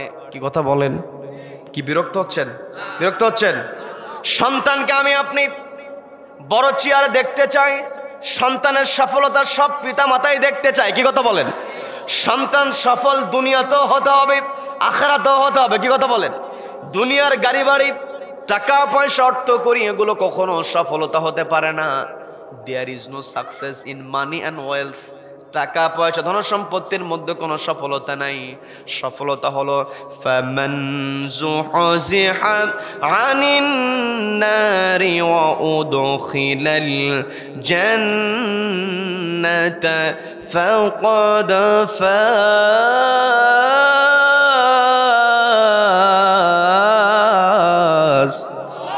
আল্লাহ বলছেন ফামান যুহজিহা আনিন নার, যেই ব্যক্তি নিজেকে জাহান্নামের আগুন থেকে দূরে সরিয়ে রাখতে পারবে, ওয়াউদখিলাল জান্নাহ, এবং জান্নাতে প্রবেশ করতে পারবে, ফাকাদ ফাজ, সেই ব্যক্তি হলো প্রকৃত সফল। পর্দালের মা বোনেরা বোঝার চেষ্টা করবেন, saving from hell fire, entering to the paradise, জাহান্নামের আগুন থেকে নিজেকে বাঁচানো, জান্নাতে প্রবেশের যোগ্যতা, এটাই হলো সবচাইতে বড় সফলতা। কি কথা বলেন? এই সফলতা অর্জন করতে হলে অবশ্যই অন্তরে আল্লাহর ভয় থাকতে হবে। পর্দালের মা বোনদের দৃষ্টি আকর্ষণ করে বলছি, মা, আপনার সন্তানের ক্লাসে ফার্স্ট হওয়ার জন্য আপনি কত চেষ্টা করেন? কোন মাস্টারের কাছে পড়ালে ভালো হয়? মায়ের চিন্তা আছে না নাই? আপনি সন্তানকে ভালো মাস্টারের কাছে প্রাইভেট দিয়ে দেন, ভালো প্রতিষ্ঠানে আপনি ভর্তি করায় দেন, কোনো আপত্তি নাই। তবে সন্তানকে সবার আগে শিক্ষা দিতে হবে আল্লাহর ভয়। কি কথা বলেন? কি কথা বলেন? যেই সন্তানের ভিতরে আল্লাহর ভয় আছে, ওই সন্তান যে চেয়ারে বসুক না কেন, চেয়ারের খেয়ানত সে করবে না। দেখবেন দেশের চেয়ারে যারা বসবে তারা যদি আমানতদার হয়, চেয়ারে যারা বসবে তারা যদি আমানতদার হয়, চেয়ারওয়ালারা আমানতদার হলে জনগণ শান্তিতে বসবাস করে। কি কথা বলেন? কি কথা বলেন? ওমর ইবনে আব্দুল আজিজ রাহিমাহুল্লাহ, যাকে বলা হয় ইসলামের পঞ্চম খলিফা, ওমর ইবনে আব্দুল আজিজের বর্ণাঢ্য জীবন, তিনি ইসলামের বিধান এমন করে সমাজে বাস্তবায়ন করেছেন। তিনি চেয়ারে বসেছেন, ভয় করেছেন কাকে? সবাইকে বলতে ভয় করেছেন কাকে? তিনি আল্লাহ কেমন করে ভয় করেছেন একটু বোঝার চেষ্টা করবেন। ওমর ইবনে আব্দুল আজিজ রাহিমাহুল্লাহ, তার শাসন আমল যখন চলছে, তার শাসন আমলে জেলখানার কর্মকর্তা যারা আছে তাদেরকে তিনি একদিন ডাকলেন, জেলখানার কর্মচারীদেরকে নিয়ে তিনি মিটিং ডাকলেন। মিটিংটা হয়েছিল রাতের বেলা। রাতের বেলা যখন মিটিংয়ের আয়োজন করা হয়েছে, তৎকালীন সময়ে তো এইরকম ইলেকট্রিসিটি ছিল না, বিদ্যুৎ ছিল না, অন্ধকারের মধ্যে আর মিটিং করা যায় না, বাতি জ্বালাতে হয়। এখানে অনেক মুরব্বীরা আছেন, তাদের ছোটবেলা তারা দেখেছেন কোনো ইলেকট্রিসিটি ছিল না। যখন কোথাও বড় কোনো অনুষ্ঠান হতো রাতের বেলা হ্যাজাক জ্বালানো হতো, বড় বড় বাতি জ্বালানো হতো। কি কথা বলেন? কি কথা বলেন? রাতের বেলা খলিফা যখন মিটিংয়ের আয়োজন করেছেন, বড় একটা বাতি জ্বালানো হয়েছে, বাতি জ্বালিয়ে সবার সঙ্গে তিনি মিটিং করছেন। মিটিং করতে করতে হঠাৎ করে একজন জিজ্ঞাসা করলো, খলিফা আপনার শরীরটা কেমন? পরিবারের সদস্যরা কেমন আছে? কারণ কুশল বিনিময় আমাদের ভিতরে আছে না নাই? কি কথা বলেন? আছে না নাই? নেতার সঙ্গে দেখা হলে দেখবেন যত ব্যস্ততাই থাকুক না কেন, এলাকার মেম্বার যদি যায়, চেয়ারম্যান যাচ্ছে, আপনিও যাচ্ছেন, আপনার তারা আছে, তারপরও চেয়ারম্যানের সঙ্গে দেখা হলে অন্তত গাড়ি থামায়ার সুযোগ থাকলে গাড়ি থামায় একটু চেয়ারম্যানের সঙ্গে কথা বলতে চায়। কারণ নেতা, তার সাথে একটু সম্পর্ক হোক, এটা সবাই চায়। কি কথা বলে? কি কথা বলেন? নেতা কেমন আছে জানে, আরেকজনের সঙ্গে কথা হয়েছে, নেতা সেখানেও জবাব দিয়েছে হ্যাঁ ভালো আছি। তারপরও আরেকজনের সঙ্গে দেখা হয়, তারপর আবারও পাল্টা একই প্রশ্ন, কেমন আছেন? আবারও বলতে হয় ভালো আছি। কারণ নিজে একটা জিজ্ঞাসা করার টেন্ডেন্সি থাকে। আর সেখানে দেশের একজন খলিফা যিনি, তাকে জিজ্ঞাসা করা হলো আপনি কেমন আছেন, আপনার পরিবারের অবস্থা কেমন, সবার কি অবস্থা? আমি আপনি দীর্ঘদিন পর দেখা সাক্ষাৎ হলে অবশ্যই জিজ্ঞাসা করি কি করি না? যখনই খলিফাকে জিজ্ঞাসা করা হয়েছে, পরিবারের ব্যাপারে যখন জিজ্ঞাসা করা হলো, সন্তান সন্ততির ব্যাপারে যখন জিজ্ঞাসা করা হলো, খলিফা সামনে যে বাতিটা ছিল তিনি দ্রুত নির্দেশন দিলেন যে বাতিটা বন্ধ করে দাও। কি বিরক্ত হচ্ছেন? বিরক্ত হচ্ছেন? আলোচনা চলবে চলবে চলবে কতক্ষণ? সারা রাত বক্তা কাত। সারা রাত কথা বললে বক্তা সোজা থাকতে পারবে? আর সারা রাত শুধু কোরআনের কথা হবে না। এই কোরআন এমন একটি কিতাব, শুধু সারা রাত হবে না, যতদিন পর্যন্ত পূর্ব দিগন্তে সূর্য উদিত হয়ে পশ্চিম আকাশে অস্ত যাবে ততদিন পর্যন্ত কোরআনের কথা হবে। কোন কোরআন বিদ্বেষী কোরআনকে থামাতে পারবে না। কারা কারা মতের পক্ষে আছেন দু হাত উঁচু করে আল্লাহকে দেখান।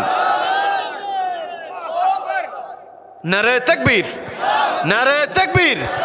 আল কোরআনের আলো ঘরে বাইরে জালো, সবখানে জালো, সংসদে জালো, আদালতে জালো, নারে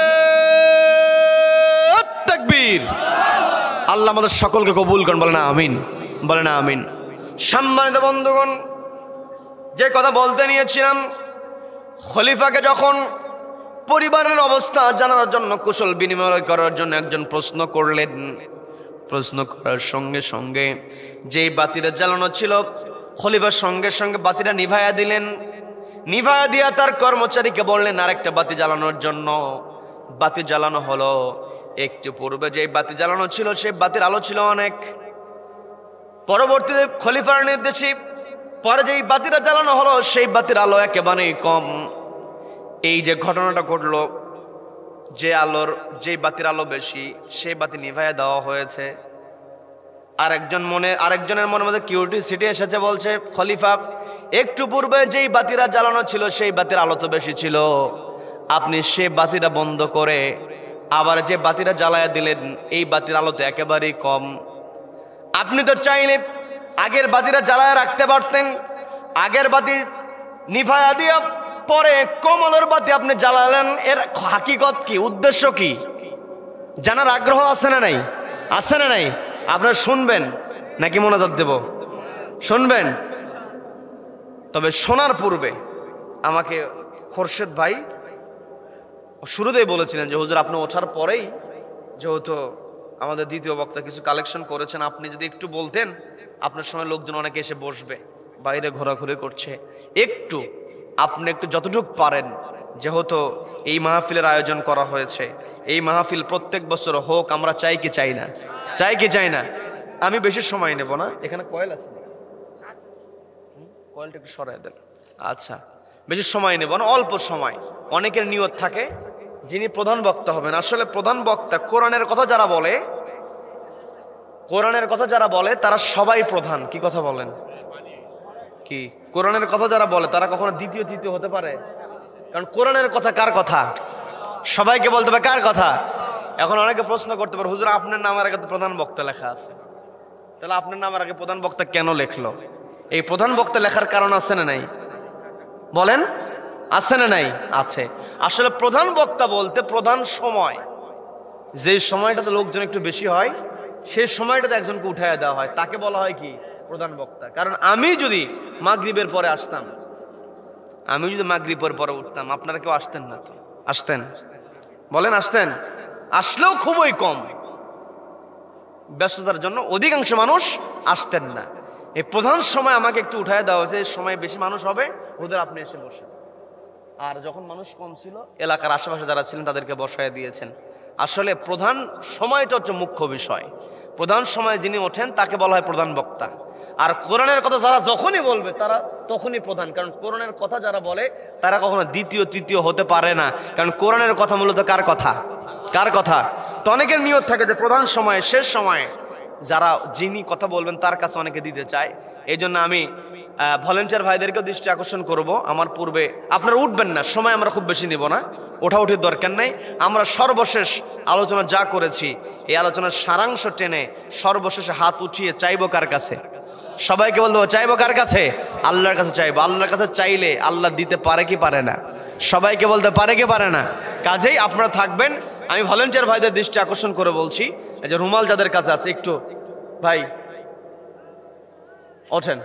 আপনাদের কাছে যা আছে, আপনাদের কাছে যেটা আছে নগদ আপনারা একটু দিয়ে দেন। একটু জিকির করি, লা ইলাহা লা ইলাহা সুবহানাল্লাহ আলহামদুলিল্লাহ লা ইলাহা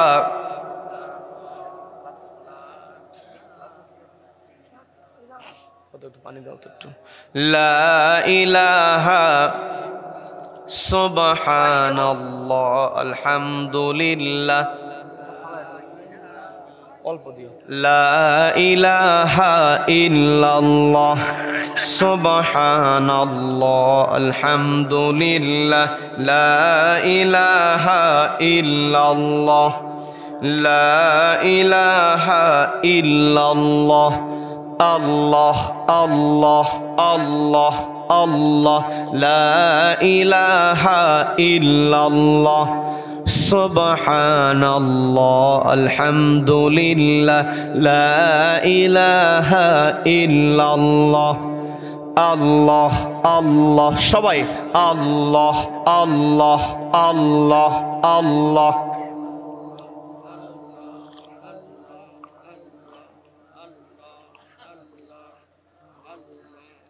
আল্লাহ আল্লাহ আল্লাহ আল্লাহ লা ইলাহা ইল্লাল্লাহ লা ইলাহা ইল্লাল্লাহ লা ইলাহা লা ইলাহা লা ইলাহা ইল্লাল্লাহু মুহাম্মাদুর রাসূলুল্লাহ সাল্লাল্লাহু। আচ্ছা আচ্ছা, আপনারা যা পেরেছেন দিয়েছেন, বলি আলহামদুলিল্লাহ, বলি আলহামদুলিল্লাহ। তবে অনেকের নিয়ত থাকে 500 টাকা 1000 টাকা এরকম দিতে চান, এরকম কি কেউ আছেন? কাছে নাই, নাম লেখায় দিবেন, এরকম কেউ আছেন? যে হুজুর আমার কাছে নাই, এরকম কি কেউ আছেন? এরকম আমরা সময় খুব বেশি নেব না, অনেকে আগে দিয়েছেন। তা আমরা শুনতে নিয়েছিলাম খলিফা ওমর ইবনে আব্দুল আজিজ রাহিমাহুল্লাহ, তিনি জেলখানার কর্মকর্তাদেরকে নিয়ে মিটিং করছেন। দেশ পরিচালনার জন্য জেলখানার দরকার আছে না নাই?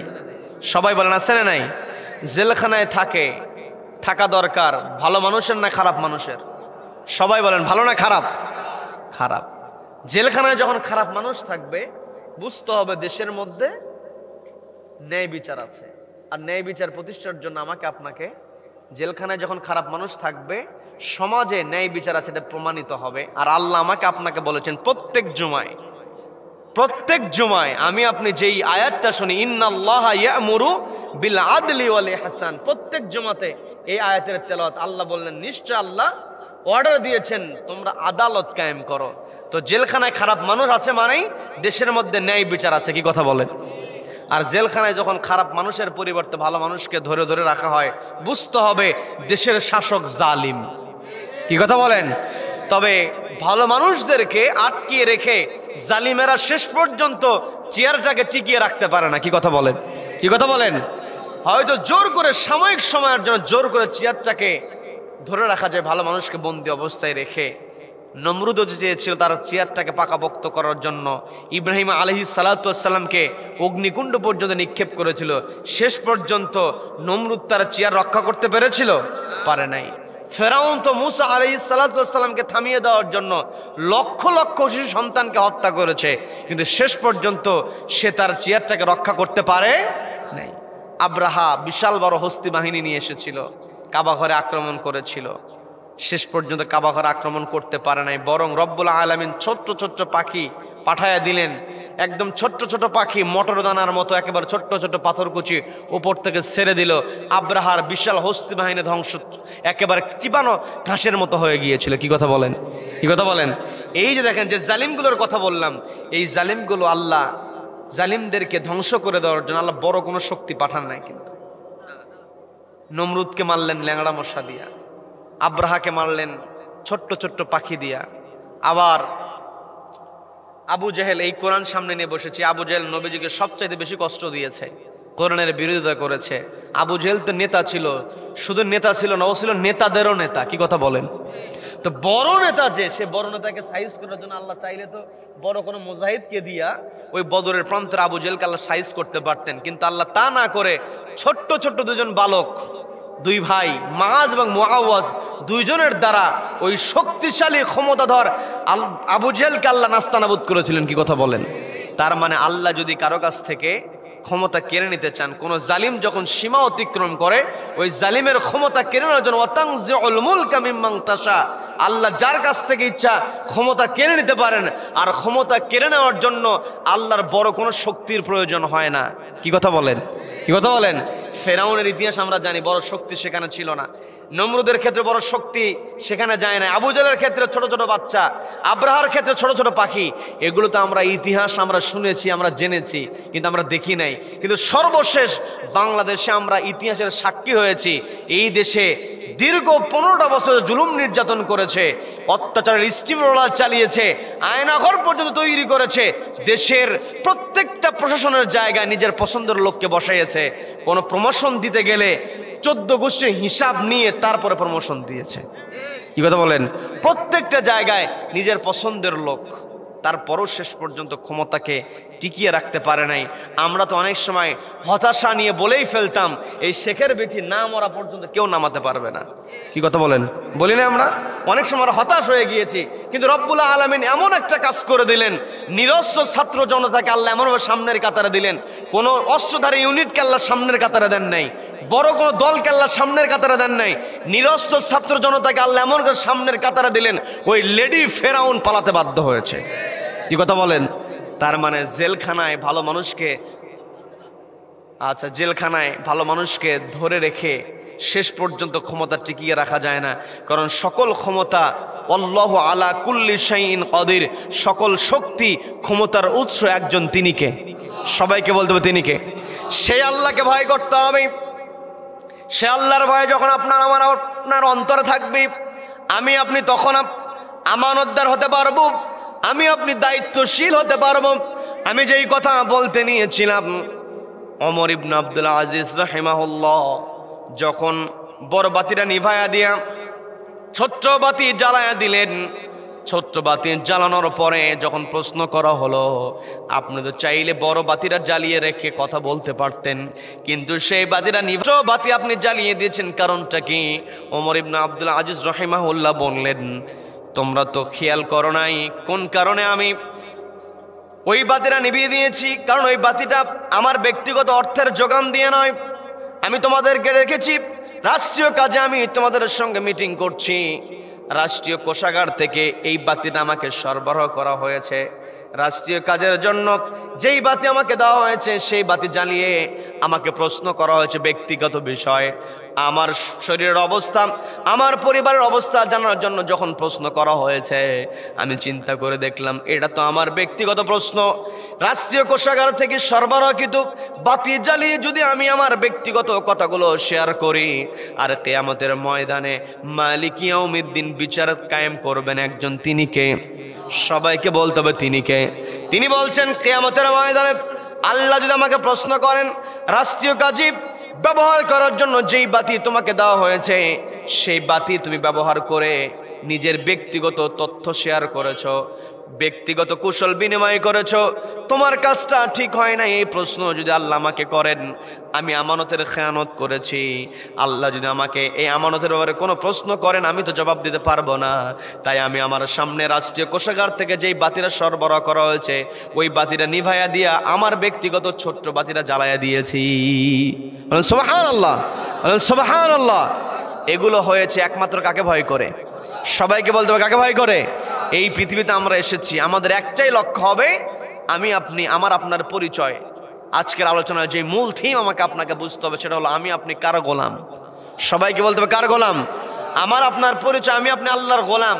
শুধু এই পরিচয় আমার আপনার জন্য ক্ষান্ত নয়, আমার আপনার গুরুত্বপূর্ণ দ্বিতীয় নম্বর পরিচয় হলো আমি আপনি একজনের খলিফা। তিনি কে? সবাইকে বলতে তিনি কে? আমি আপনি আল্লাহর গোলাম এবং আল্লাহর খলিফা। আল্লাহর গোলাম হিসাবে আমার আপনার ব্যক্তিগত যেই আমলগুলো আছে, এগুলো আমি আপনি করব। আর খলিফা হিসাবে আল্লাহর যে বিধান আছে, এই বিধানের আলোকে আল্লাহর অর্ডার মানতে হবে। আল্লাহ বললেন খলিফা হিসেবে তা'মুরুনা বিল মা'রুফ, সৎ কাজের আদেশ দেবে, ওয়া তানহাউনা আনিল মুনকার, অসৎ কাজে বাধা প্রদান করবে, ওয়া তু'মিনুনা বিল্লাহ, ঈমান আনতে হবে কার উপরে? সবাইকে বলতে হবে কার উপরে? আমার আপনার কর্মসূচি হলো সৎ কাজের আদেশ দেব, অসৎ কাজে বাধা প্রদান করব। এখন আমি আপনাদের সৎ কাজের আদেশ দিতে চাই, অসৎ কাজে বাধা প্রদান করতে চাই, তাহলে অবশ্যই ন্যায় বিচার প্রতিষ্ঠা করতে হবে। কি কথা বলেন? কারণ যেই সমাজে ন্যায় বিচার আছে, যেখানে আমি আপনি ন্যায় বিচার পাবো, সেই জায়গাতে কিন্তু আমি আপনি সৎ কাজের আদেশ দিতে পারবো। আর যেই সমাজের মধ্যে ন্যায় বিচার থাকবে না, ওই সমাজে যদি আমি আপনি অন্যায়ের বিরুদ্ধে কথা বলি, ওই অন্যায় যারা করে, যারা সন্ত্রাসী কায়দায় মানুষের উপর জুলুম চালাবে, ওই সন্ত্রাসের বিরুদ্ধে যখন আমি আপনি কথা বলবো, সে আমার আপনার উপর ঝাঁপিয়ে পড়বে। কিন্তু সমাজে যদি রাস্তায় যদি ন্যায় বিচার থাকে, তাহলে কোনো অন্যায়কারী কখনোই অত্যাচার জুলুম করতে পারবে না। কথা বলেন ঠিক কিনা? এই জন্য আমার দেশে এত জুলুম, আমার দেশে এত অন্যায় অত্যাচার আমি আপনি যদি বন্ধ করতে চাই, সবার আগে আমার আপনার দেশের মধ্যে ন্যায় বিচারটাকে প্রতিষ্ঠা করতে হবে। প্রত্যেক জুমাতে আমি আপনি আলোচনা শুনলাম, ইন্নাল্লাহা ইয়া'মুরু বিল আদলি ওয়াল ইহসান, এই আয়াত শুনলাম। এই আয়াতটা আমাকে আপনাকে আল্লাহ রাব্বুল আলামিন এমনিতেই দেন নাই, খলিফা হিসাবে আল্লাহর জমিনে ন্যায় বিচার প্রতিষ্ঠা করতে হবে। কি কথা বলেন? কি কথা বলেন? আমি আপনি আজকের আলোচনা থেকে যে দুইটা বিষয় আমি আপনি বুঝতে পেরেছি, সেটা হলো আমার আপনার পরিচয় আমি আপনি জানতে পেরেছি। আমার আপনার এক নম্বর পরিচয় আমি আপনি আল্লাহর গোলাম, দ্বিতীয় নম্বর পরিচয় আমি আপনি আল্লাহর খলিফা। আল্লাহর গোলাম এবং আল্লাহর খলিফা হিসেবে আমাকে আপনাকে যে কাজটা করতে হবে, সৎ কাজের আদেশ দিতে হবে, অসৎ কাজে বাধা প্রদান করতে হবে। সৎ কাজের আদেশ এবং অসৎ কাজে বাধা প্রদান, এই দুইটা কর্মসূচি যদি আমি আপনি পালন করতে চাই, অবশ্যই আমাদেরকে ন্যায় বিচার প্রতিষ্ঠা করতে হবে। কি কথা বলেন? কি কথা বলেন? ন্যায় বিচার যখন প্রতিষ্ঠা হবে, তখন চেয়ারের অপব্যবহার কেউ করতে পারবে? ওমর রাদিয়াল্লাহু তাআলা আনহু তিনি একদিন মাঠের মধ্যে দিয়ে যাচ্ছিলেন, লক্ষ্য করে দেখলেন অনেকগুলো উট। বিরক্ত হচ্ছেন? অনেকগুলো উটের মধ্যে একটা উটে তিনি দেখলেন একটু মোটা তাজা, একটু হৃষ্টপিষ্ট। তিনি চিন্তা করলেন এই উটের মালিকের সঙ্গে একটু কথা বলা দরকার, কারণ উটটাকে মোটা তাজা করেছে।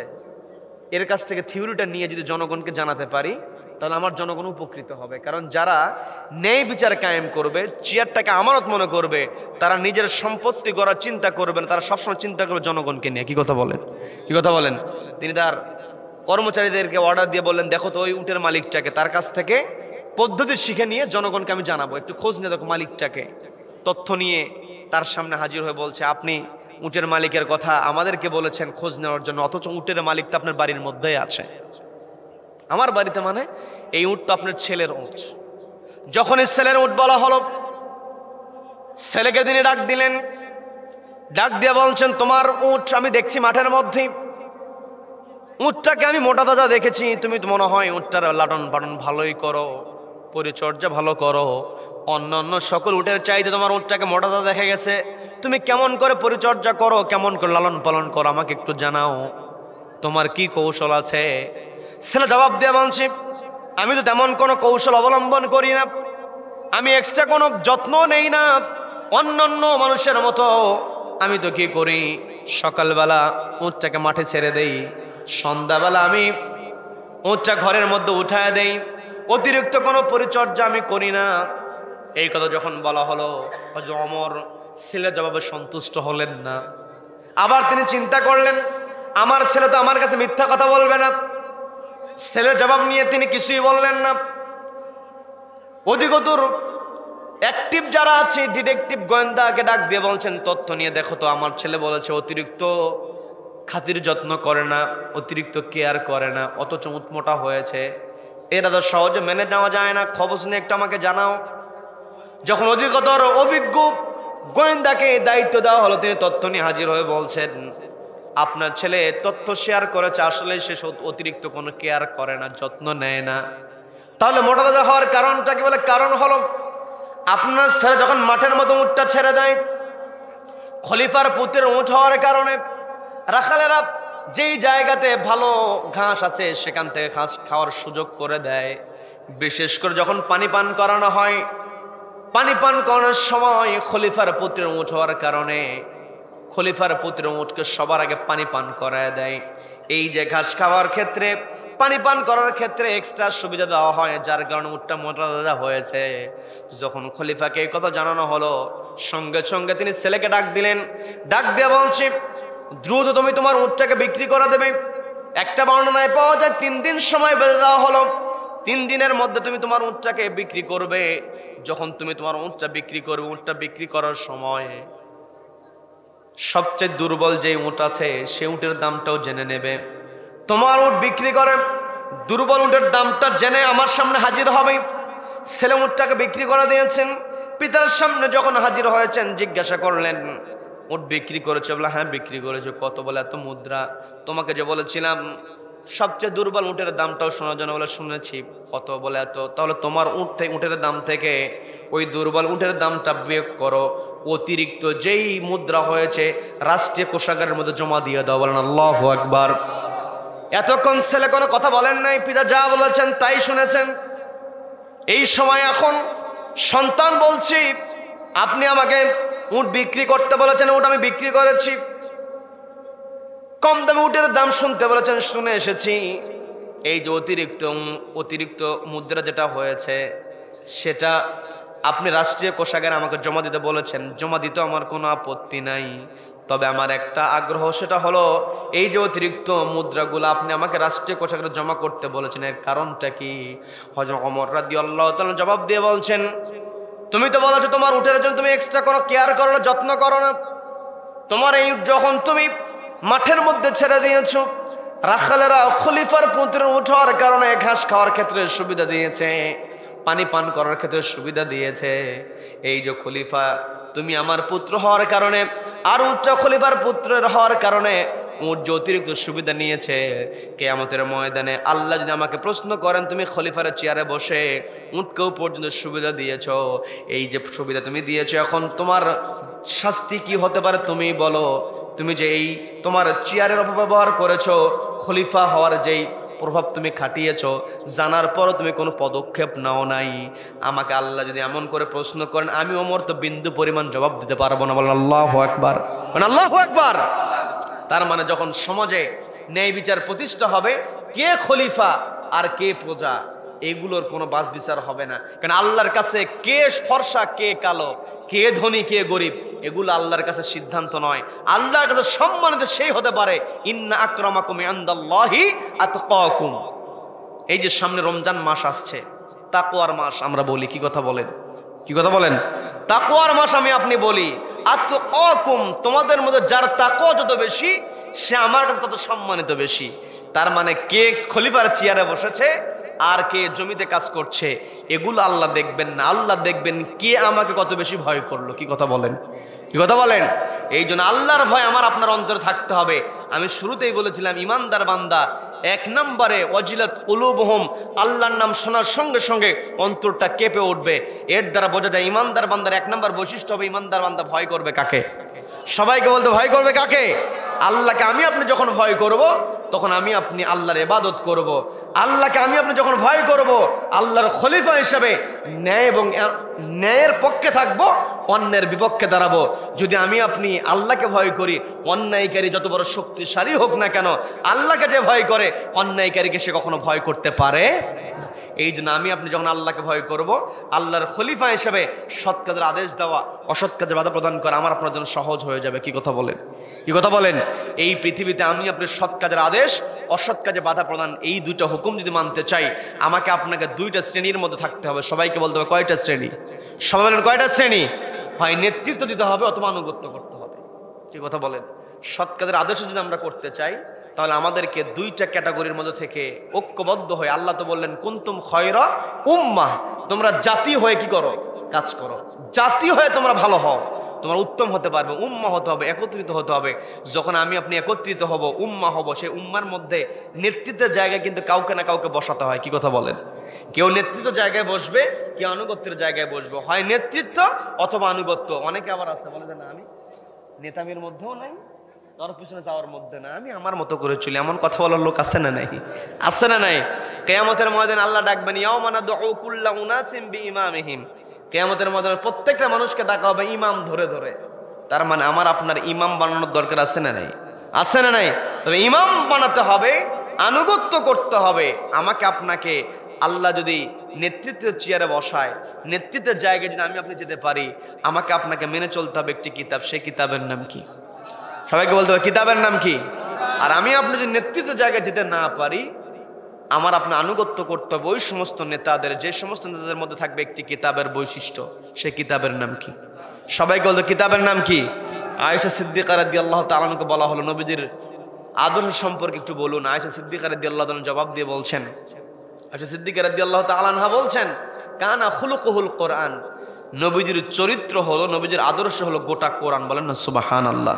তার মানে আমার আপনার নেতা এই পৃথিবীতে যত নেতা আছে সমস্ত নেতার সর্বশ্রেষ্ঠ নেতা হলো সাইয়্যিদুল মুরসালিন, ইমামুল মুরসালিন, খাতামান নবিয়্যিন, নবী মুকাররম জনাবে মুহাম্মদুর রাসূলুল্লাহ সাল্লাল্লাহু আলাইহি ওয়াসাল্লাম।